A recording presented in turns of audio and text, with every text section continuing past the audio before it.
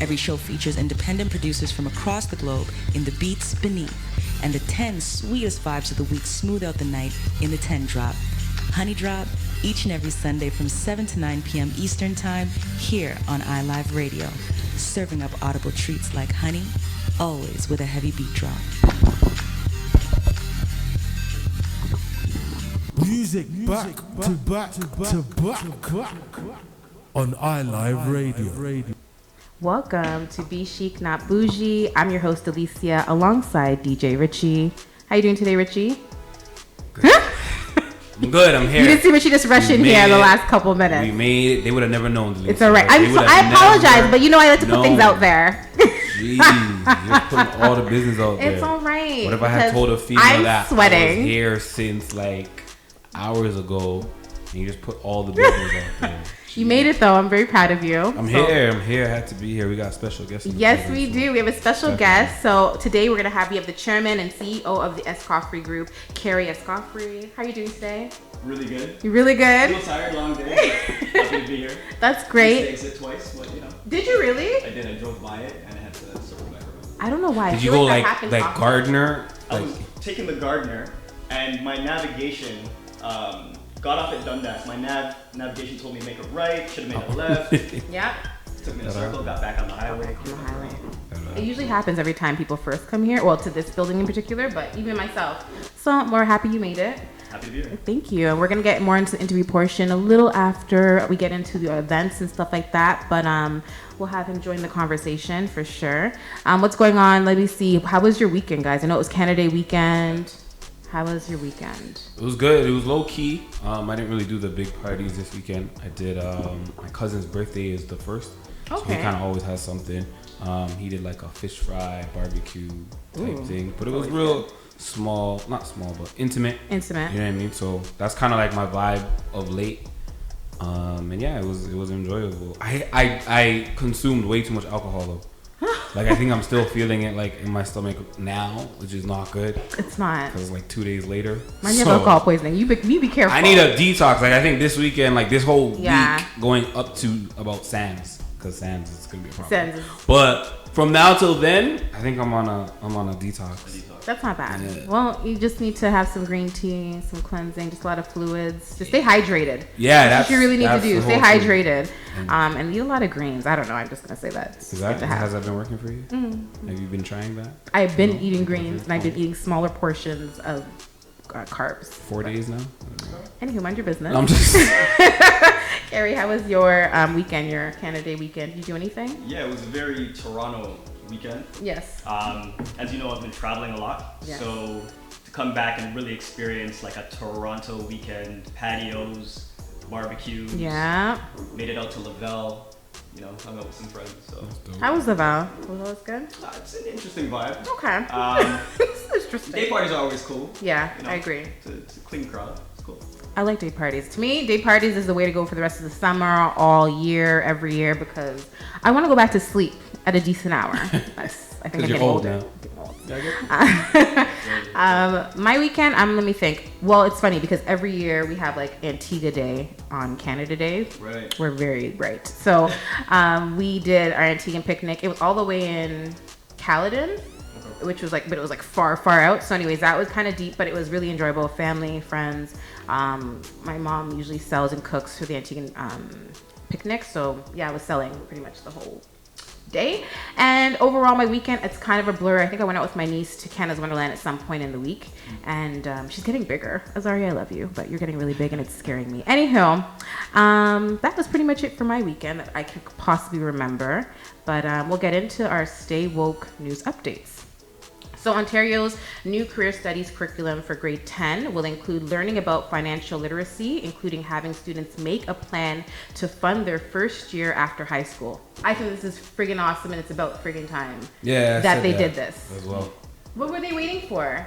I guess enough people complain and were like, bruh, like it's time for a change. I guess the people that are struggling now because we weren't taught that stuff back then, we're now like in a position of power or connected to people that are in that position to be these are the changes that are needed, like the life changes, just like everything else is changing. So Yeah, I think that's big. Yeah, much needed. Much needed, and I'm very happy that they're doing it. So the province's new education minister, Stephen Lecce, unveiled the update curriculum, which was today actually, at Toronto's York University. Lecce says that mandatory course will focus on monetizable skills and jobs of the future. So science, technology, engineering, and math.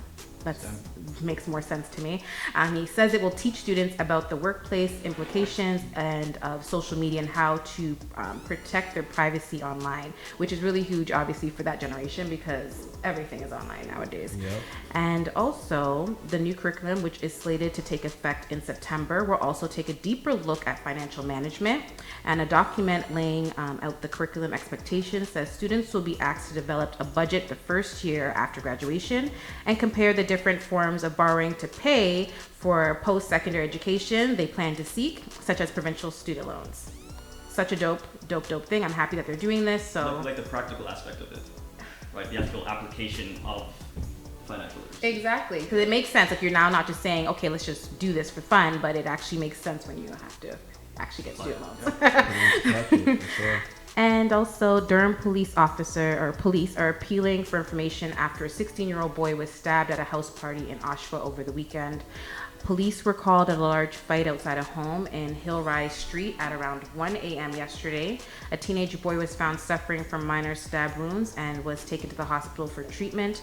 And officers are searching the area, but were not able to locate the suspect. The suspect is described as a black male, standing above 5'8". He was wearing a black clothing and was armed with a large knife, police said. Anyone information, please contact the police. I feel like this just needs to stop, but I don't know when that's going to happen. But hopefully people speak up. I know we're always on the no snitching tip, but for real, these type of things, you definitely need to come forward because you never know. It could be your family, it could be yourself, and you definitely want people to come help you out. So I definitely promote that.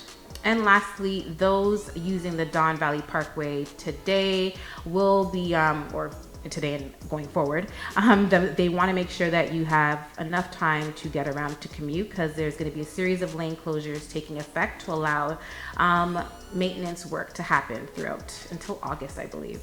But starting today, the southbound passing lane will be closed between Lawrence Avenue East and Don Mills Road, and the northbound passing lane will be closed from Don Mills Road to Lawrence Avenue East. The northbound and southbound HOV lanes will also be closed from Waynford Drive to St. Denis Drive, and the closures are expected to remain in effect until, like I mentioned, late August. And from the first phase of the plan is to repair the 4 aging bridges over the busy highway on Don Mills Road and Spanbridge Road, Waynford Road or Drive, and Lawrence Avenue. So throughout the work, the highway will be narrowed to 2 lanes, and obviously they'll kind of narrow it down to single lanes between certain periods. So that will be happening for 8 nights. Actually, they'll be narrowing it down for 2 lanes on Don Mills Road Bridge. And after that, further closure will be needed on the southbound DVP on the ramp from Don Mills Road, and the northbound southbound DVP on the ramp, and yada, yada, yada. You guys get this more information online, but overall, make sure you're giving yourself enough time to get to work, to school. You just want to make sure that you're not stuck in this because we know how that can get very hectic, especially with the hot weathers.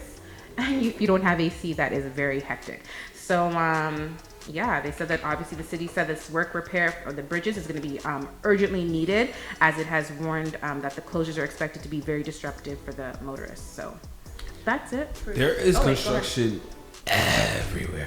But what I don't get is that they don't focus on one particular area, get it done, and then move to another side. They open like 25 areas to start construction on, and they take their precious time. I think it's I've learned a lot in my job and through other people.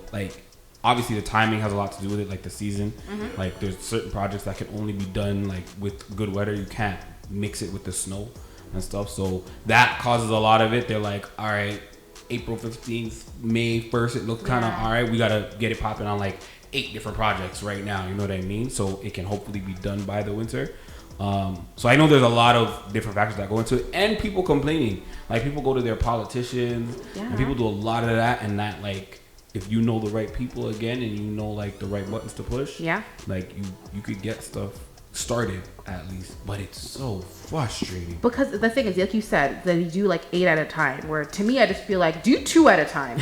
Do them well, finish it quickly, and then move on to another 2 or 3, because if you're closing off all these lanes, it's just backing up traffic. Oh, yeah. They're not done. The amount of times I drive by potholes that they're working on for months upon months, it doesn't make any sense why they're still there. And I was actually looking at a picture of China when they had like this earthquake and the roads were completely like destroyed, and within less than a month it was repaired and back again. So I'm just trying to figure out what we're doing wrong.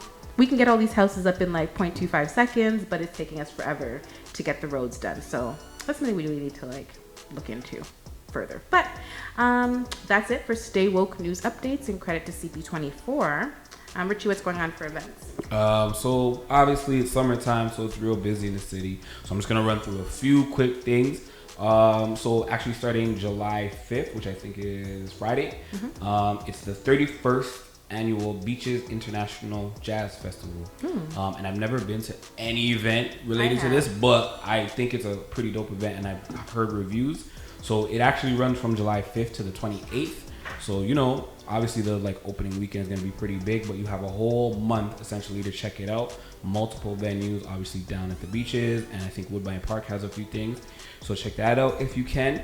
Also happening this weekend, July 6th and 7th is Afrofest. Yes, so Afrofest is taking place, and it's actually the 30th year of Afrofest, which is really surprising. Yeah, this is very surprising to me. So that's pretty big. Obviously, it's at the Woodbine Park, and it is the largest free. You know we love the free. You know we love free. The largest free African festival in North America, with over 50 performances and showcasing almost 400 local and international artists. So that's super, super dope. If you've never been to Afrofest, please take the time to check it out. Bring your kids. What happened? I was gonna say, I got this at Afrofest. Like, really? I swear, like literally probably like, I don't know, 10 years ago. I think I've seen you at Afrofest. Right? You see me at Afrofest, right? I love Afrofest. So ladies, gentlemen, like you'll always find something, whether it's free skincare products, and it's all like natural, organic ones, as well as jewelry, clothing, they got a bunch, like so many great things. So shopping is definitely a must, and they're great prices. But yeah, look, it's really cute. So I'm just saying, get some good items. See, that's a good endorsement right there. That's dope. Also happening Saturday, Junior Jones. Yes. Official Junior Jones. He is presenting his Groove on the Roof Day Party and Barbecue. So that's happening this Saturday at Enco. I've never really known the name of that place, but it's Enco. Yeah. Someone broke it down for me. No, never in my life. Really? No, I've never. So his parties are lit. So shout out to Junior Jones. Yeah, he's getting like, and I think his buzz is growing. Like, it's big. His buzz is growing over the past couple parties years. Are awesome. So tickets for that are $25. So check that out if you can. Also taking place this weekend, Army Fete. For the party fans, Army Fete is happening at Boss Nightclub on Saturday night. Obviously features the usual suspects, the Bandit, Dr. J, the Enforcers, DOC. So for all my soca heads, definitely you can check that out. And tickets for that are $15. Yes. And that's what's up. Are you guys going to any of these events this week?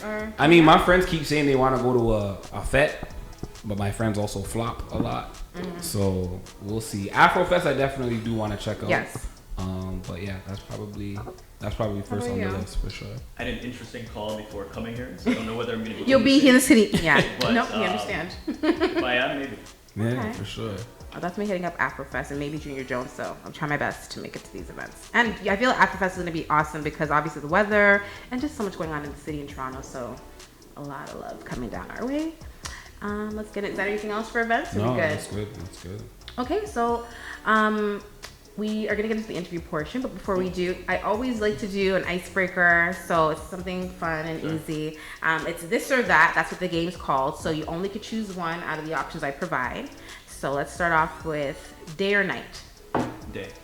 Text or call. Call. Library or museum. Museum. Okay. French or Spanish. Spanish. Summer or winter. Definitely summer. You know, that's so. I don't know why I asked summer. That was the easiest one. Some people actually say winter, which is very shocking to me. But sex or head. Both. You gotta go with one. Oh One or the other. Sex. Okay. Love or money? Love. Okay. Car or boat? No, both, huh? No. You can't choose. You have to choose one. Car. Singing or dancing? Dancing. Dancing. Yeah. Alcohol or weed? Alcohol. Massage or a steam room? Oh, massage. I love steam rooms. I don't know why. Hair or hairless? I'm referring to private areas.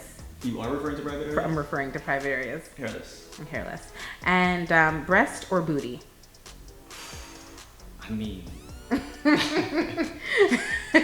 Oh, man. That's no both, huh? No both. No both. You could only He choose said that one. like 5 times. He's like, no you both? show up. You come back to me at the end of the show. Okay, I'll come back to that one. We'll come back. So It's gonna require some time. this will take some time. You can process that one. So obviously this week's Fashion Buzz and guest is the man who wears many hats. He's not only the chairman and CEO of the Escoffery Group Inc., but he's also the vice president of business development for Xergy Energy. Exergy. See, I No, should it's ask okay. you that It one. happens all the time. Exergy. And I was like Googling these names. I'm like, let's properly pronounce these. Exergy and Energy and Chief Operating Officer of NGE Capital Inc. So tonight, thank you again, Carrie, for being here with thanks for having us. me. We really appreciate it. We obviously love having guests on the show that it can inspire us, teach us new things about what they're doing.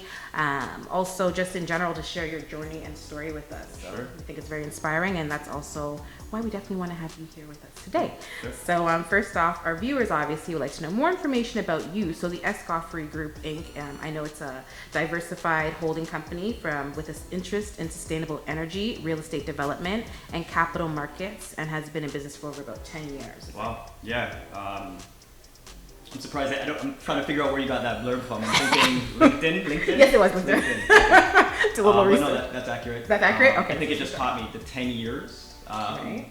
Yeah, been working a while. Right? Okay. So good, I got my check. And how did this company come about overall for you? So the Escoffery Group is really a holding company. So it holds diversified interests in several different companies. So the question is really, which company are we talking about? Oh, see, there you go. But again, the Escoffery Group's been around for 10 years. For those that don't know what a holding company is, essentially it's an umbrella company that I own 100%, and then that company has ownership in several subsidiary companies. So whether that's 50% stake in a subsidiary company or 100% stake in subsidiary companies, all of my holdings are held through that holding company. So 10 years plus for that holding company. I have a financial services arm called Escoffery Capital. Through that arm, we raise private capital for a variety of different investments and projects. Been doing that for maybe about 5 years. Under the financial services space as well, I run a network of ATM machines across the city of Toronto. One that I highlight quite a bit because people ask, how do I create forms of residual income? And there's tons of ways to do that. Yeah. And that's just one of the avenues. Exergy and Hyperion Exergy are probably where I'm spending the most of my time right now. Yeah. And as you said, Exergy is in the renewable energy development space as well as electric transportation. But more recently, we've spun that off into an entity called Hyperion Exergy that's based in the Caribbean. So the majority of our development projects that are based in the Caribbean kind of run through the Hyperion Exergy arm. Exergy has been around since 2012. I have to give a shout out to my business partner on that front, Xavier and Ron. He's actually the initial founder of that company. Okay. And over time, about 2 years in, they had a business model. They were going down the line with that model. We've been good friends for some time. He introduced me to the opportunity. I sat down and was able to put a bit of a different lens on things. Yeah. And we just found that the marriage between him as an engineer, myself as a kind of finance and governance professional was a really unique bond. And since that time, we've really grown that business. So the majority of my activities are really spent on that. A lot of the other activities that I have on the real estate side or on the ATM network side is really more passive at this point. Okay. Yeah. well, you're sitting back and it's like, oh, that's overwhelming. That's a lot of. It's but it's great. What I have to say about that though is, when you do get into business and you get into business yourself, yeah, you begin to realize that diversified interest is the only way to go. Okay. You don't hang your hat in any one place. Statistically speaking, so 9 out of 10 businesses fail. So my philosophy has always been start 10 businesses, right? Okay. What happens as you go down that line is you learn a lot, right? You start one and maybe it doesn't work out, but that makes you better when you start the second. The second may work out, but you keep going, you start a third. And as you go down the line, you get better and better, and the statistics starts to change. So initially, if you were just looking at 10 different entrepreneurs, you would find that 9 out of those 10 don't make it and only 1 does. Mm-hmm. But if you look at a single entrepreneur who has started multiple businesses, because they've learned along the way, you see they have a higher success rate, right? So maybe 5 out of the 10 initiatives that I would have been a part of or started are thriving and doing well. But it comes as a function of doing many things and not necessarily hanging your hat on any one thing. Is that how you kind of separate yourself from other competitors that are doing the same thing as you in that field? You know what? I think for me, what the value proposition that I bring to the table when I look at a business is, it's really one skill set that I apply across all. Okay. None of them are reliant on me as an individual to make run. Okay. But I add a very special skill to that arena that I'm playing in. So when I talk about renewable energy, someone like Xavier is incredibly diligent and smart when it comes to the technology aspect of things. Yeah. And then I'm hanging my financial hat, ability to raise capital, develop projects, and that sort of thing to that. And that's really the role that I play across multiple different businesses. Yeah. But I think that's the diversifying factor. It's do something, do it extremely well, and build extremely good teams that are subject matter experts in their respective areas. Okay. Yeah. That's amazing. And how, I would say, what challenges have you faced along your journey that you can teach others who are kind of going through the similar things and what to avoid in a sense? Wow, so loaded question. I'm sorry, let me break it down. So I would start off with, what challenges have you faced? I know you mentioned a couple already, but what would be like a really big challenge that you found that this kind of deterred you, but maybe it made you stronger in the next venture? Few things. So again, if your business is capital intensive, financing. Right, and that's going to be, I think, the common denominator across all businesses. If it's a capital-intensive business, how do you capitalize that business for success? How do you capitalize that business for like the layman people like myself? when you say capital intensive? So capital intensive just means it requires a relatively substantial investment to get it going. Oh, okay. Right, so whether that's real estate, purchasing the real estate, starting a restaurant. Having the capital to secure a lease, to buy all of the fixtures that are going to go into the restaurant. How do you secure that? Yeah.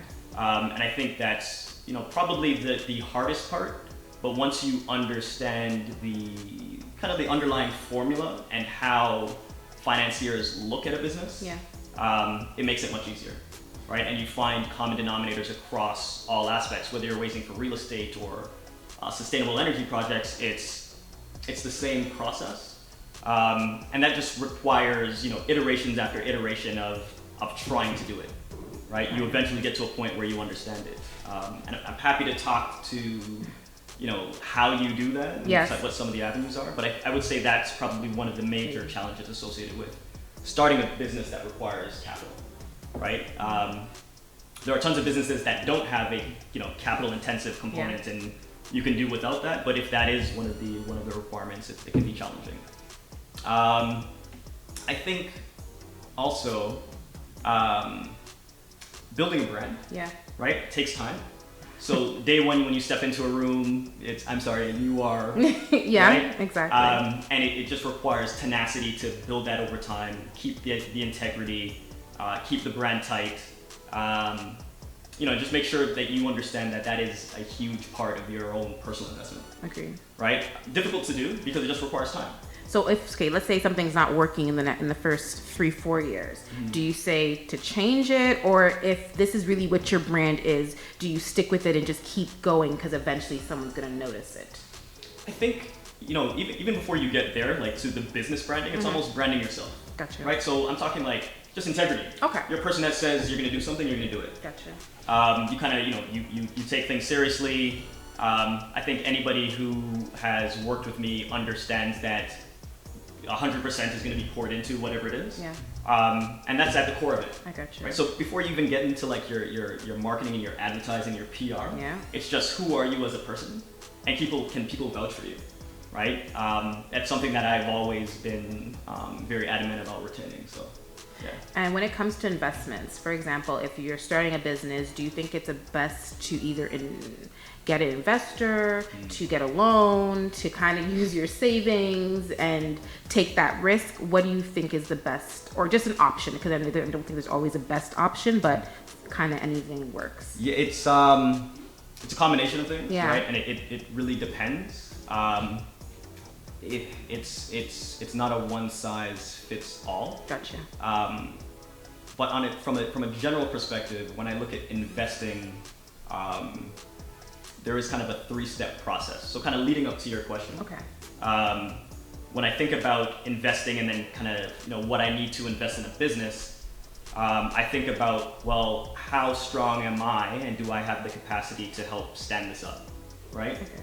That's going to be one of the things that you need, because anybody else that's going to invest in you is going to want to see that you have some skin in the game, right? So to your question, the first thing that you want to have is something of your own to be able to invest in the business, period, right? So before you start thinking outside investors, debt investing, a bank is going to only give you, like, just for context sake, when you buy a home, a bank is going to want to understand that you put some of your own money into that investment.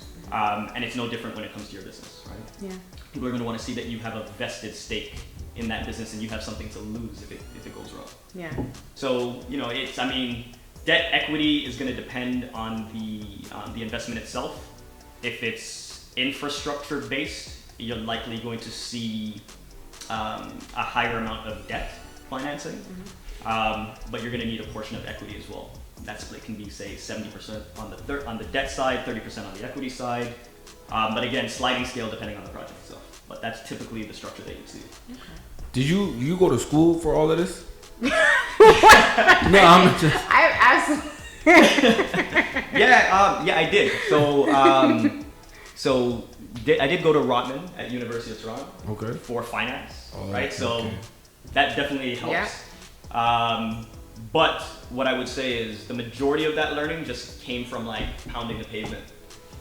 There was a foundation there, but actually getting out into the world is where you're going to get those real learnings. We always have this challenge when we're talking about like, does it make sense to go to school for certain careers, or does it make sense to kind of just study, like do a couple of courses and then do things on your own versus putting all that money into tuition in school. Sure. I guess if you can kind of do it again and know what you know now, obviously it'll be a little different, but would you consider still going to school 100%, or would you think that like maybe a few courses would have helped and then just kind of using the rest of that money to kind of invest in yourself?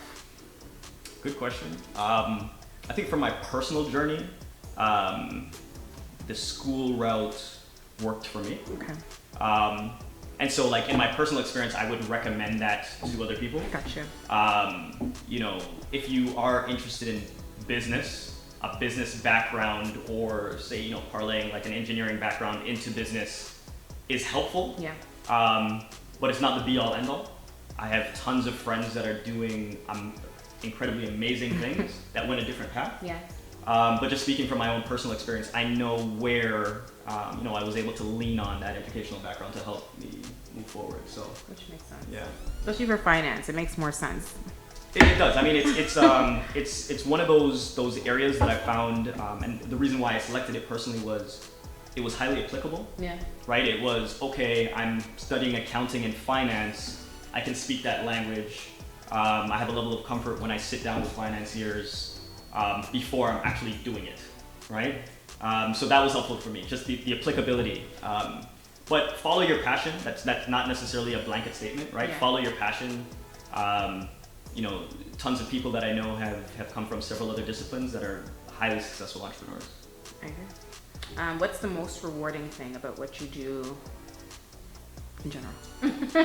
The most rewarding thing about what I do is, and I get coming from a finance guy, maybe this is gonna sound off, but it's actually helping people. Yeah. Really. So I mean, at the core of, and there's probably a story behind this too, but at the core of it, it's the ability to create opportunities. That's what I love about it. Yeah. It's you know, you kind of create, you know, a level of sustainability for yourself, but the opportunity to you know, to start to create opportunities for others is really central to what it is that I'm doing. Yeah.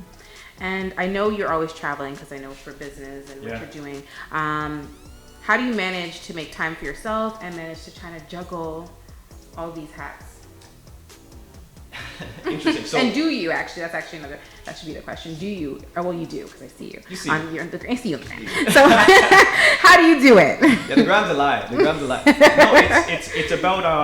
it's about work-life integration. Okay. And it's about, you know, one of the things that I think is, you know, I'm very fortunate. I'm very fortunate in that the people that I am in business with are some of my best friends. Right? And that helps. That does. Right? So, I mean, you know, I can get into I'm going to throw out Aaron. I can get into an argument over business with Aaron, and then we can go grab a bite to eat and go out. You know, I can travel with my business partner, Xavier, and we have a very strict schedule of meetings that we need to be in.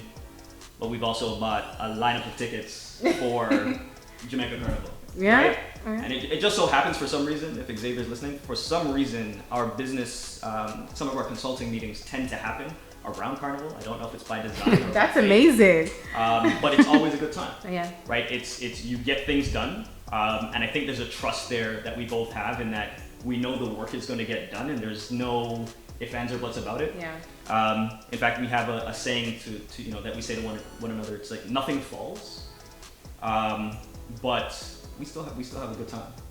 I love that. So the storyline, the stories that you're seeing on Instagram is the good time. Maybe you're not seeing a lot of the like the hard work and tenacity and blood, sweat, and tears and like sleepless nights that go into it. But I can only imagine that. But especially. it's there too.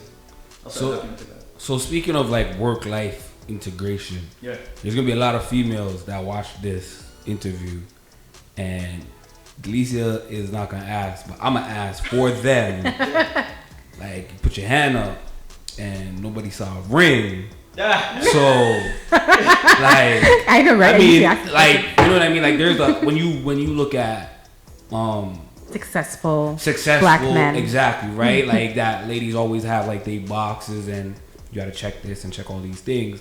Homeboy, he doing good. He doing real great. Good. You know what I mean? So, are you in a relationship? Yes, I am. And it keeps things focused, right? Yes, it does, and grounded. Why did you say on like it's a bad thing? Isn't great. Oh, I no, not like sorry. This is an like I like that. I love seeing like, you know, brothers doing great things, and you know, I hate when it's like, oh yeah, I'm single, living the single life out here, doing the most. And I think that it's when you're trying to focus or you are focused on something, it's easier to have a level-headed partner or somebody that's by your side that can kind of go with you along the journey versus just kind of, oh yeah, you're cute for the night, or this is kind of, I don't know, like, you know, it gets tiring after a while. And I don't trust a lot of people, to be honest with you. So I can only imagine how it would be for you, you know, males, you know. Sure. Yeah, I've seen some interesting things over the time. Yeah. With some friends and situations that they found themselves in. Yeah. But yeah. Do you find like you gotta push a lot of ladies away because of your success? I mean, no. Get off of me. No, I don't think it's no. Because they're getting brave these days with the DMs. They're more than brave. Forget the DMs. Yeah, I mean, they'll run up. Social media. They'll run up. Kind of worms on that front, but yeah. I mean, you just stay grounded. Agree. You stay grounded. I like that. I like that answer. Go ahead, girl. And what is actually the best investment you have ever made? Wow.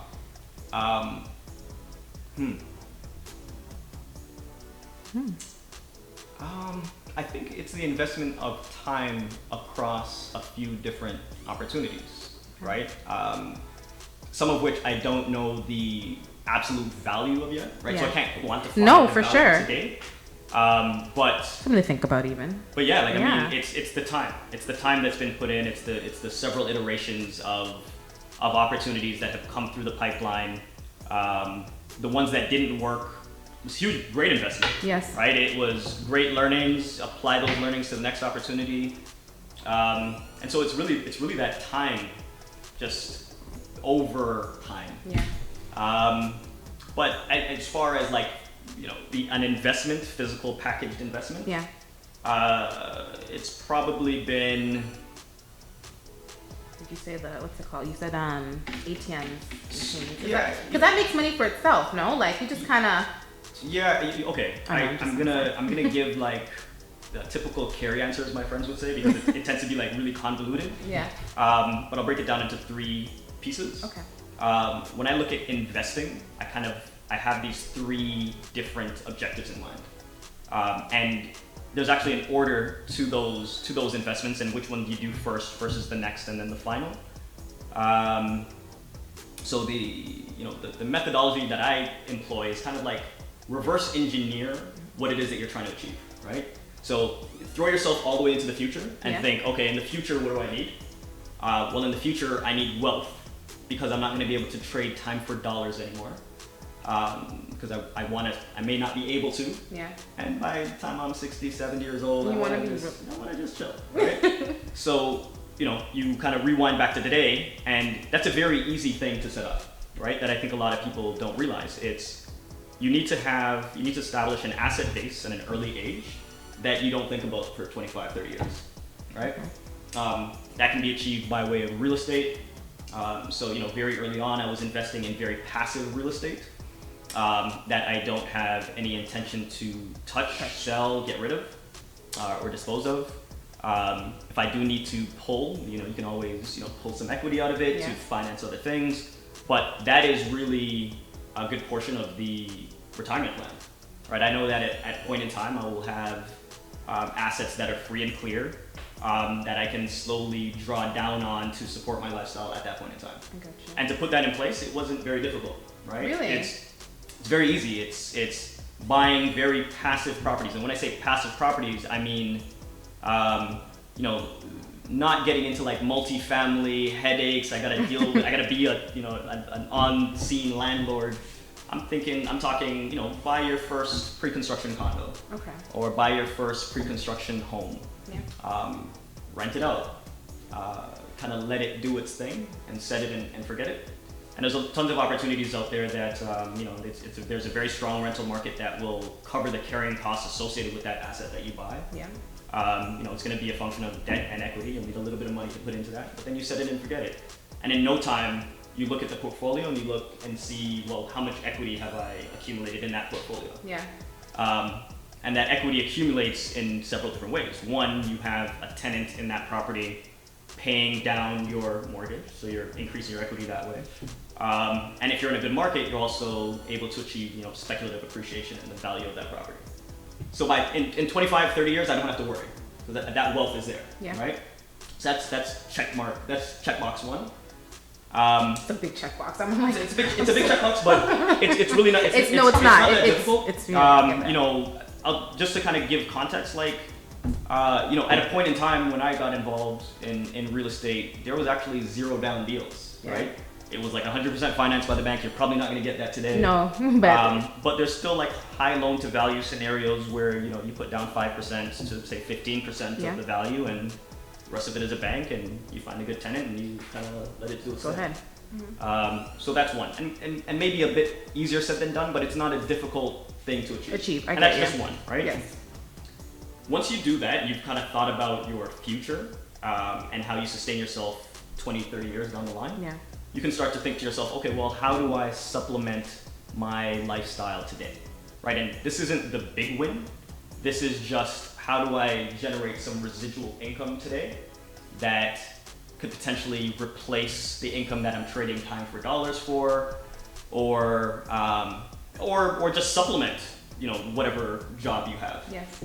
And there's tons of different ways to do that. So one of those avenues has been multifamily real estate, which is something that I've done. So that's a bit, more aggressive. It's not as passive as I have a good, tenant in a single place and they're out there and that's it. You're now balancing multiple people in the property. You have different personalities. You have to be a more active landlord. You can hire a property manager, the whole nine. But now you have the opportunity to generate residual income. So the income coming in from a property like that is not only covering the carrying costs associated with that property, but it's also generating some profit that's going into your pocket that you can then support yourself with. Other opportunities to do that I've explored and deployed are ATM machines. Yeah. Very simple one. I like businesses. I like assets that don't have a high human capital requirement. Right? Like I don't have to check in on the guy. Did you show up at work today? Yeah. What time did you get in? What time did you leave? Are you doing your job? No, I have a machine, and it sits in a place. And that $3 service charge that you pay, right? Some of these you got to think about who's on the other end of that $3 service charge.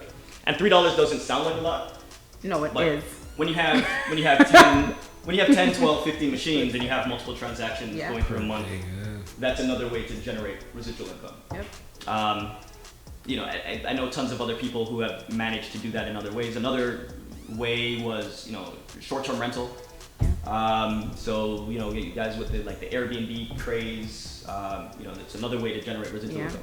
But that number 2 box is all about assisting to support your lifestyle, right? You've thought about your future. Now I want to support my lifestyle and how I pay for things today. Yeah. And what that allows you to do is, allows you to wake up in the morning and not think about how I'm going to pay for my car or pay for my home or how I'm going to eat today. Yeah. You wake up in the morning and it kind of leads into number 3, right? So that's what you want to do, right? Okay. So now when you wake up in the morning and you have time because you don't necessarily need to do anything today to make money. Yeah. What do you do with your time? Right? And that's kind of the birth of something like Hyperion Exergy. Like how do you create the big win? Right? How do you create that big legacy thing, that thing that you can pass down, that thing that creates change? And right now, Hyperion Exergy is that thing for myself and my business partners. And I mean, I'd love to spend some time on what that is and what that means, but that's my legacy project. That's the thing that I think will actually have an impact on the world, and also have an economic benefit, right? Like a substantial economic benefit. So those are the three tiers, right? You do one, you do the first one first, then you do the second, and then that opens up to go for that big win. You're gonna be a rich man. I mean, rich. I'm talking rich. No, spirit. If you're spirit. Real rich. Oh my goodness. Rich is all about your spirit. I'm like, bruh. But I'm taking notes, mental notes as he's talking. I'm just back to you. Like what you're saying makes perfect sense. It's literally a checklist, and it is, for me anyway, it's literally been in that order. Yeah. Right? Future, today, legacy. What made you think? Okay, sorry. We're going to kind of get in, wrap it up and go to another topic for a second. But I just want to know what I know you said you started at a young age, but what inspired you to get into that at such a young age? Because I wasn't thinking like this. Yeah, a couple of things. Do you know what I mean? I was like, turn up, spend my money, But I just want to know, really and truly, what inspired you? You know me, I was turning up too. Oh, I know you were turning up. That's what I'm like. When did you find time to think about? Even my bestie, same thing. She was very I need to buy property. Sure. I think at 21, that was the first age she bought her property. So I mean, at these certain ages, I wasn't necessarily thinking of those things. Yeah. So just really what kind of triggered it, for you? Couple of things. So, couple of things.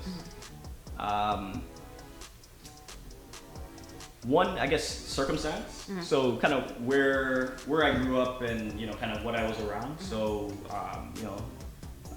for all my people out there, grew up in Southside Jane, West End of Toronto. Very humble beginnings. Yeah. And so. I realized early on, and I'm actually going to quote a good friend of mine. I remember, kind of moving from high school to university, and both of us identifying that we were our mother's retirement plan. Yeah. Right. And it's a common denominator across people that look like us and people that come from the same place as us. Yeah. Our parents don't have a plan. Yeah. Right? They came here to give us a better life. And that was their plan. That was their plan, right? Their plan was, okay, I can give myself a better life maybe, and I can give my kids a better life. And so a part of your plan has to be like, oh, they didn't think about their future, like what sustains them, what carries them. Yeah. And so I think that was one of the motivators to start to think like, okay, well, what do I have to do, right? Early on, being young too, some of it was selfishly motivated, right? It was I want wealth, yeah, right? And that evolves over time, which kind of goes back to your point where it's like, I don't know what rich means anymore. I don't know what wealth means anymore. It's on a spectrum. Mm-hmm. But a part of it would have been motivated by that very early on, right? Like I like a Lamborghini would be nice. Right? That's more than nice. But as you and that may be your motivator day one, but I think as you start going down the line, you realize, okay, cool, but not necessarily the purpose anymore. I feel like even retiring at an earlier age is also, to me, is like wealth. Because, a lot of people, parents especially, they're still working past the age of 70 sometimes. And so it'd be amazing and blessed to just being like, maybe 50 I want to retire. Like whatever age, Whatever that is, right?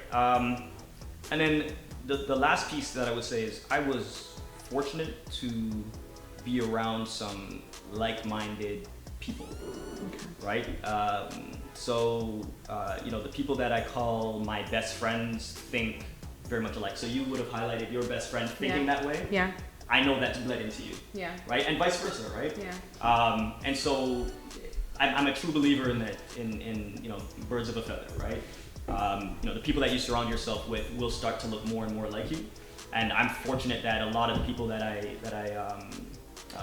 call my best friends have kind of gone that route as well, right? So kind of bled into each other. Yeah.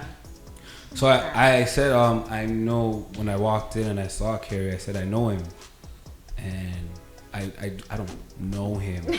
But we went to school together. He's older than I am, maybe a year or two, I'm not sure. He went to Elia Middle School. Oh. So, and I see his face, like, mind you, he still looks the exact same. It's a little bit scary. I mean, But as I see him, I'm like, I know, dude, like, he was older than me, but, like, when you're in that age, like, you look up to the ones that are older than you. So, I'm actually, man, happy to see you, like, doing so well. Like, you're doing, that's crazy. Yeah, for sure. Wow. Oh.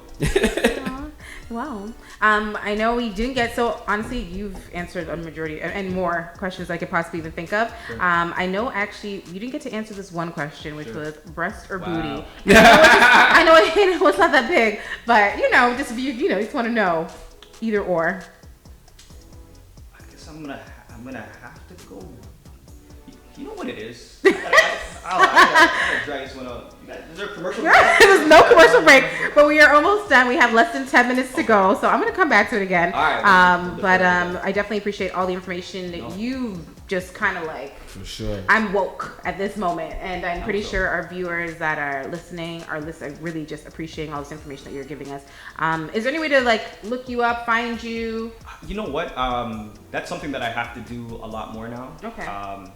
And again, I'm going to ramble. I found him on LinkedIn. Yeah. A mentor of mine very early on. I was very much involved in the community, would have sat on like different committees and stuff like that. Yeah. And he told me to take a step back Okay. and kind of focus on myself. I like that. Right?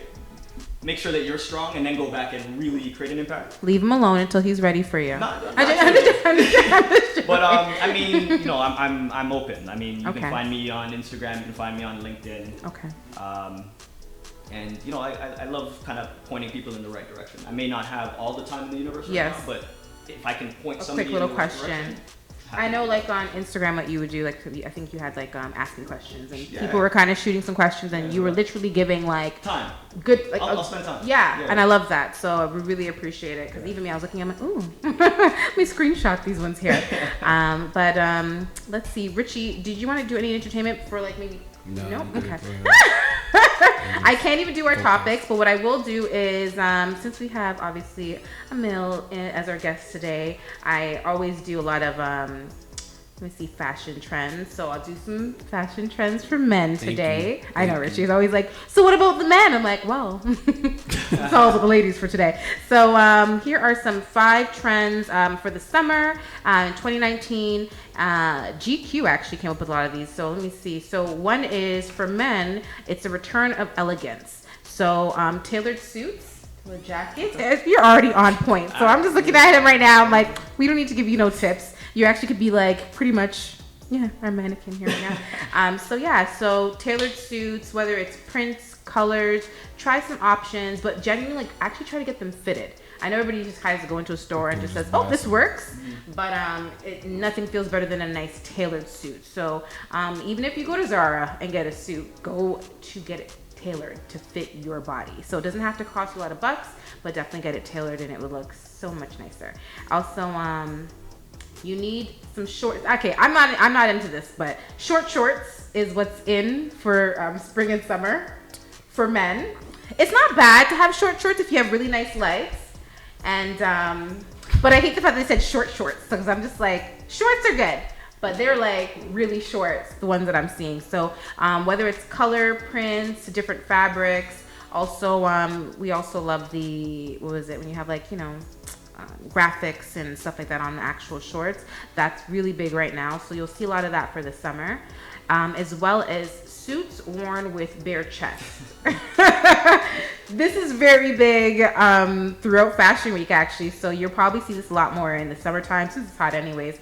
So something like this with no shirt on, just the chains actually would work really well for that look.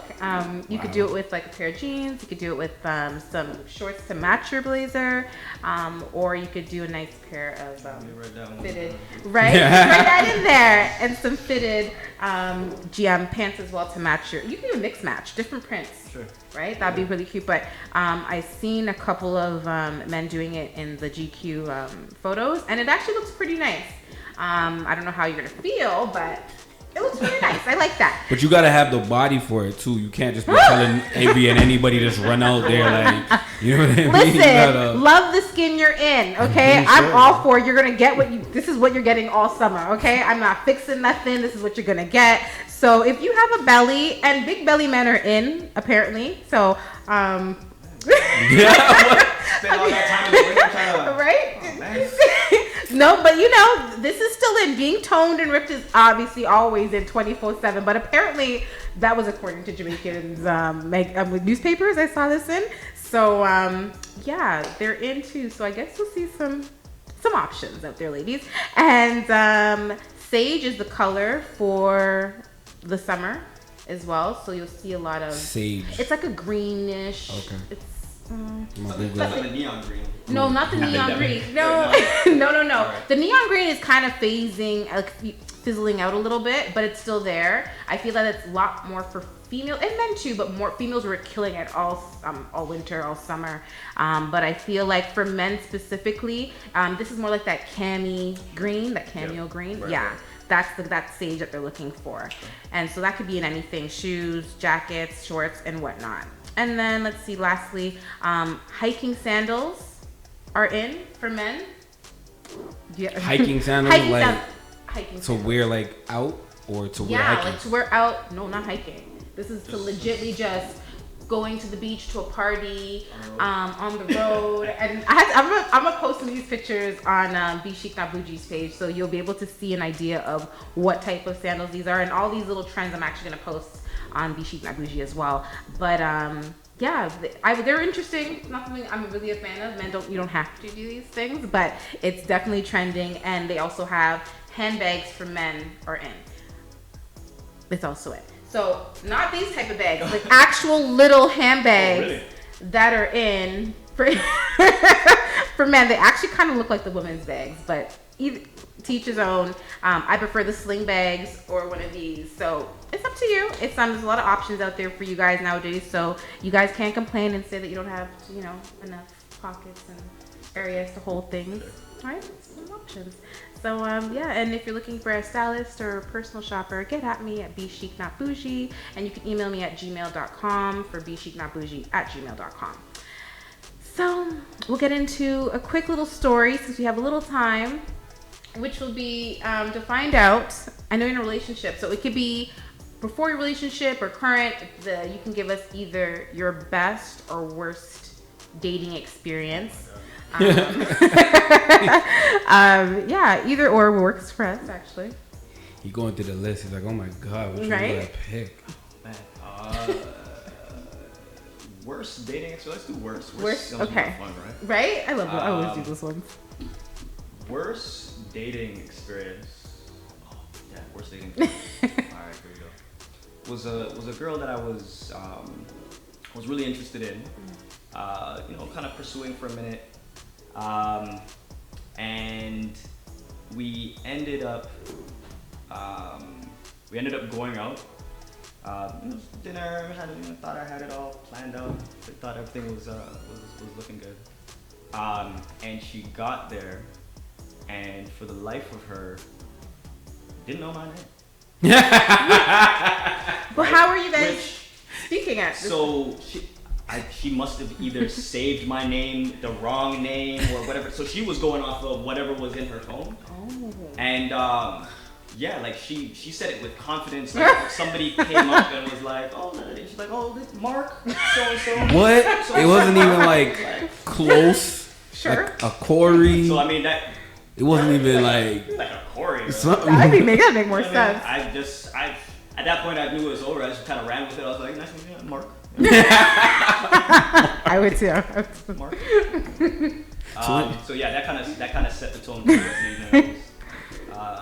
Yeah, a bit mortified by that. So. Is that like a real like Debbie Downer? Okay, I'm horrible. I'm horrible with names, but I've never if I'm not sure of a name, I won't confidently say it. I had to second guess myself.